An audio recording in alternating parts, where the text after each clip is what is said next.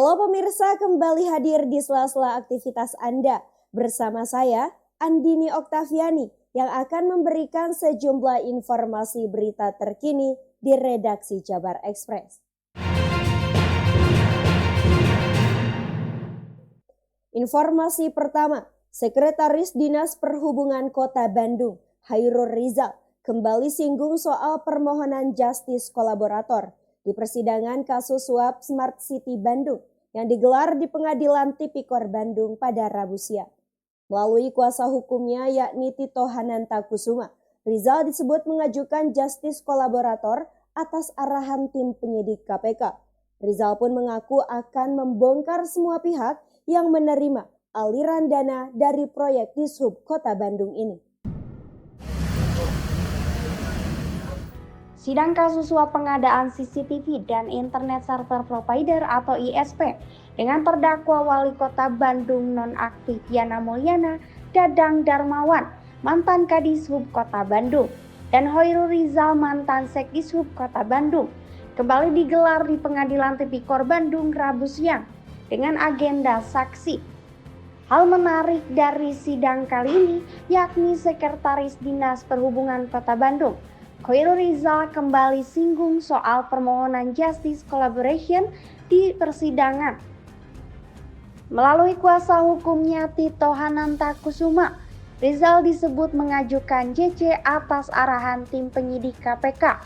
Rizal direkomendasikan menjadi JC agar bisa membongkar semua pihak yang menerima aliran dana dari proyek Dishub Kota Bandung ini. Tito memastikan Rizal baru bisa membeberkan kesaksian itu pada saat sidang dengan agenda pemeriksaan terdakwa nanti. Justru atas permintaan dan arahan dari tim penyidik KPK. Karena tim penyidik KPK menilai bahwa Bapak Hairul Rizal ini sangat kooperatif membuka semua yang dialaminya, ya. Terus kemudian terkait justice kolaborator kan sudah terungkap di dalam persidangan terdakwa sebelumnya, ya, Andrea Sony, ya. Dan juga tadi sudah dari keterangan saksi-saksi ini sudah diungkap bahwa ada pemberian uang kepada Dewan DPRD Kota Bandung, dan itu sudah diungkap di dalam persidangan pemberi suap sebelumnya. Nah, jadi intinya Bapak Hairul Rizal ini mengajukan JC itu atas saran dari tim penyidik setelah penyidik melihat bahwa Pak Hairul Rizal ini sangat kooperatif, sangat terbuka, ya, sangat dalam membuka semuanya. Dan yang menarik juga ini tadi saya tunjukkan di dalam surat dakwaan, ya. Tadi saya tanyakan juga kan di halaman 4 ini, di sini ditulis oleh Pak Jaksa ada kebiasaan. Jadi di dalam dari KPK sendiri mengakui bahwa ada kebiasaan di birokrasi, ada tradisi, ya. Bukan hanya dalam kasus ini. Tadi kami bilang juga bahwa majelis hakim, jaksa KPK, juga tim pengacara lain juga sering menangani kasus birokrasi di seluruh daerah. Itu ada kebiasaan, dan ini disebutkan sendiri, ya, di dalam surat dakwaan KPK ini ada kebiasaan. Jadi KPK sendiri mengakui ini ada kebiasaan di dalam birokrasi kita adanya uang-uang seperti ini, ya. Nah, kita mengapresiasi tadi Ibu Majelis Hakim kan mengingatkan kalau ada kebiasaan yang nggak benar ya mestinya kan dihentikan. Tetapi kadang-kadang di dalam satu sistem, di dalam satu organisasi kita bisa mencoba mengerti, ya. Saya tidak membenarkan, tetapi saya manusiawi lah. Kita mencoba menghentikan kebiasaan budaya yang sudah berjalan bertahun-tahun, itu tidak mudah, ya. Jadi intinya Pak Hairul Rizal ini sebagai justice kolaborator, beliau khilaf dan mengakui salah, tidak berkuasa untuk menolak kebiasaan yang sudah terjadi di dalam birokrasi kita. Seperti diketahui dalam kasus ini, Hairul Rizal didakwa menerima suap sebesar 2,16 miliar dari 3 perusahaan yang menggarap sejumlah proyek di Dishub Kota Bandung. Selain Hairul Rizal, 2 terdakwa lainnya yakni Wali Kota Bandung nonaktif Yana Mulyana, Dadang Darmawan, mantan Kadishub Kota Bandung. Selain Hairul Rizal, 2 terdakwa lainnya yakni Wali Kota Bandung nonaktif Yana Mulyana dan Dadang Darmawan, mantan Kadishub Kota Bandung, juga ikut menerima aliran dana dari proyek Dishub tersebut. Dari Bandung, Jawa Barat, Agus Kusmayadi melaporkan. Ya, itu ada rencana mau penasihat hukum Ya. Ini Pak Andre si jabat ini selesai, kita mundur dulu. Jadi nanti seandainya ada wisata ke pulau apa ya? Batalion D Pelopor Satbrimo Polda Jabar distribusikan bantuan air bersih di Desa Cigagade, Kecamatan Blubur Limbangan, Kabupaten Garut. Bantuan air bersih ini sebagai bentuk kepedulian Polri terhadap warga yang mengalami krisis air bersih akibat kemarau panjang.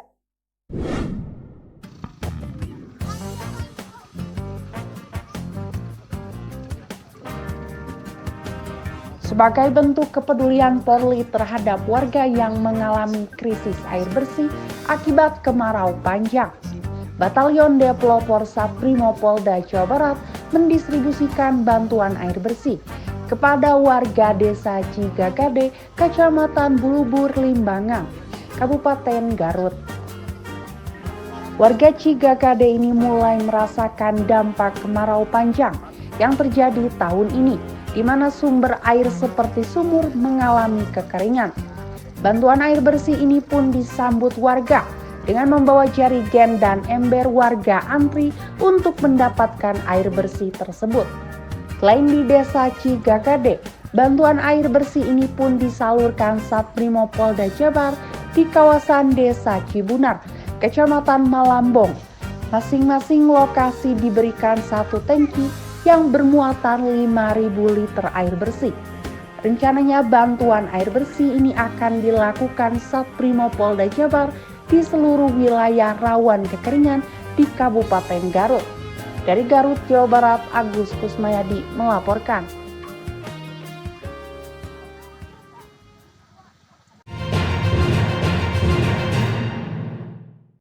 Viral di media sosial sebuah video penyerangan terhadap pelajar oleh anggota geng motor di Kecamatan Rancaekek, Kabupaten Bandung. Peristiwa tersebut terjadi usai kawanan geng motor tidak terima dilempar air mineral. Kurang dari 1 hari petugas kepolisian berhasil mengamankan 9 orang pelaku penganiayaan.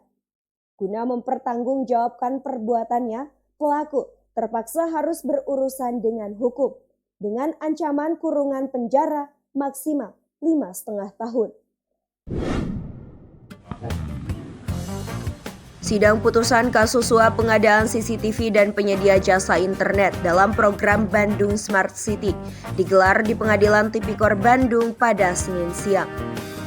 3 orang terdakwa yakni Sony Setiadi selaku Direktur Utama PT Sivo, Andreas Guntoro selaku Manajer PT Sarana Mitra Adiguna, dan Beni selaku Direktur Sarana Mitra Adiguna divonis berbeda dalam kasus yang turut menyeret nama Wali Kota Bandung nonaktif Yana Mulyana ini.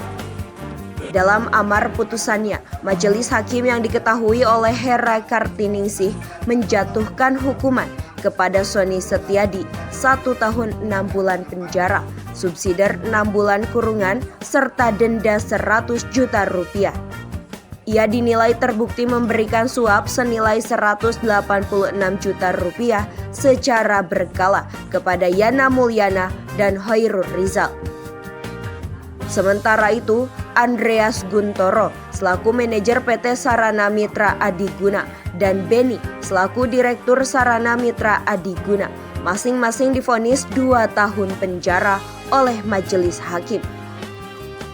Majelis Hakim menilai keduanya telah melakukan tindak pidana korupsi secara bersama-sama dan berlanjut. Vonis tersebut lebih ringan dari tuntunan jaksa yang menuntut ketiga terdakwa masing-masing 2 tahun dan 2 tahun 6 bulan penjara. Menanggapi vonis tersebut, kuasa hukum ketiga terdakwa maupun jaksa KPK akan pikir-pikir dan meminta waktu 1 minggu apakah akan banding atau tidak. Itu majelis hakim yang sudah memutuskan, tentunya kita menghormati segala apa yang diputuskan. Memang beberapa fakta-fakta yang terjadi seperti CSR gitu kan, yang memang dikeluarkan oleh Mas Sony secara aturan sudah mengikuti aturan. Begitu pun juga berkaitan dengan fakta adanya penekanan, adanya kami ucapkan terima kasih ya ke seluruh pihak gitu yang dapat memperlancar persidangan sampai dengan putusan hari ini. Ya, yang kemudian juga terkait dengan putusan tadi memang ada perbedaan dengan tubuh. Nah, tentunya itu menjadi hal kami untuk laporkan kepada pimpinan. Nanti apakah diambil tindakannya pada saat itu pimpinan diterima putusannya atau kita ajukan banding atau ya seperti itu. Dari Bandung, Jawa Barat, Agus Kusmayadi melaporkan. Ada lagi?